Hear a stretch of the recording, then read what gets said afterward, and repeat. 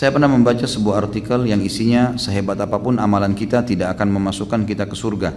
Karena masuk surga itu semata-mata hanya karena rahmat Allah. Apakah itu benar, Ustaz? Apa ini? Kalau memang itu benar, apa gunanya di timbangan amal kita di hari kiamat nantinya? Kalau yang memasukkan kita ke surga bukanlah amal kita, tapi rahmat Allah. Jazakallah khair. Tentu saja iya. Tidak ada orang yang masuk surga dengan amalnya. Itu sesuai dengan hadis Bukhari. Nabi SAW yang mengatakan itu. Tidak ada seorang pun di antara kita yang masuk dalam surga dengan amalnya. Maka kata para sahabat, Anda juga ya Rasulullah? Kata Nabi SAW, saya juga. Ya, tapi Allah telah memberikan rahmatnya kepadaku. Memang untuk masuk ke surga, rahmatnya Allah. Gitu kan?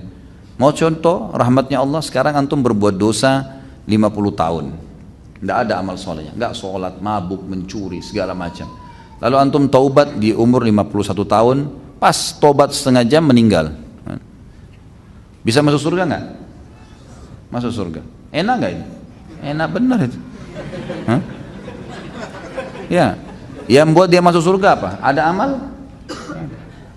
Rahmatnya Allah SWT, gitu kan? Antum juga biar beramal 50 tahun. Ya. Tahun 51 meninggal dunia. Apa jaminannya amal antum ikhlas, tulus, khusyuk? Ada jaminan? Selama ini mengkhayal terus kalau sholat? Ya. Rahmat Allah itu. Orang umur 60 tahun 15 tahun pertama, anggaplah 12 tahun, 13 tahun. Di Indonesia mungkin agak telat, orang balik mungkin sekitar 14 tahun gitu kan. Anggap 14-15 tahun antum balik. Berarti kalau umur antum 60 tahun, 15 tahun sudah habis untuk masa anak-anak. Kemudian dipakai tidur 8 jam per hari. Kalau kali 60 dikurangi jumlah 24 jam per hari, kurang lebih 20 tahun antum habiskan untuk tidur. Berarti dari 40 tahun tadi, maaf, 60 jadi 45. 45 dikurangi 20, sisa 25. Waktu bekerja 8 jam per hari, habis lagi 20 tahun untuk bekerja. Sisa berapa umur antum untuk sholat malam, untuk ibadah? Ya, itu pun kalau orang tidak melalui maksiat, melalui amal terus, gitu kan? Yang jelas ada sebuah riwayat Bukhari menjelaskan ada satu orang dari Bani Israel dulu, ibadahnya luar biasa, 500 tahun ibadah. Tidak pernah interaksi sama orang, tinggal di sebuah pulau. Kata Nabi SAW, pada saat dia meninggal, Allah Subhanahu Wa Taala berkata kepadanya, masukkan hambaku ini ke dalam surga dengan rahmatku.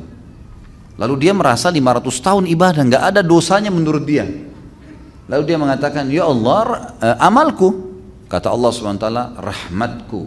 Dia tetap bantah, ya Allah amalku, sampai 3 kali. Maka kata Nabi SAW, Allah pun berfirman kepada para malaikat, ambil nikmat matanya hambaku ini, timbang dengan seluruh amal yang dia kerjain. Mata dia pakai 500 tahun nih, bisa melihat, bisa beraktivitas, bisa segala-galanya. Itu timbang nikmat mata yang saya kasih dengan amalnya dia yang dia kerjain 500 tahun. Waktu ditimbang ternyata nikmat mata saya sudah ngalahin seluruh amalnya. Belum nikmat telinga, belum nikmat segala-galanya nih.